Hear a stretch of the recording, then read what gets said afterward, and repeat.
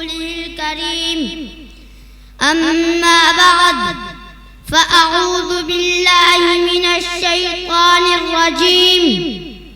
بسم الله الرحمن الرحيم. ألم يجدك يتيما فآوى. صدق الله العظيم. وقال النبي صلى الله عليه وسلم: إنما بعثت رحمة، أو كما قال عليه السلام. ہر ایک ذرہ چمک اٹھا ہے مہتاب ضیاء بن کر. ہر ایک ذرہ چمک اٹھا ہے مہتاب ضیاء بن کر. فضا کو جگمگایا آپ نے شمس ضحیٰ بن کر. میرے سرکار آئے درد عصیہ کی دوا بن کر. سکون قلب مضطر غمزدوں کا آسرا بن کر. خلیل اللہ کوئی، کلیم اللہ کوئی، مگر آقا میرے آئے محبوب خدا بن کر.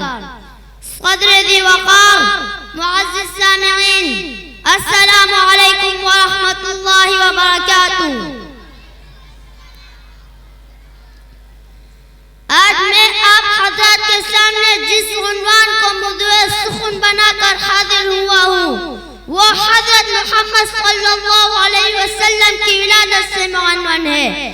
گرامی قدر سامعین، خدا کی شان ہے کہ سرورت عالم کی ولادت مبارکہ سے قبل ہی اللہ تعالیٰ نے آپ کے والد حضرت عبداللہ کا سایہ سر سے اٹھا دیا اور آپ کو یتیم پیدا کیا، تاکہ دنیا کو معلوم ہو جائے کہ میرا یتیم کسی دنیاوی سہارے کا محتاج نہیں، بلکہ بچپن سے ان کی تربیت و ذات باری کرے گی، جس نے ان کا سر پر ختم نبوت کا تاج سجانا ہے.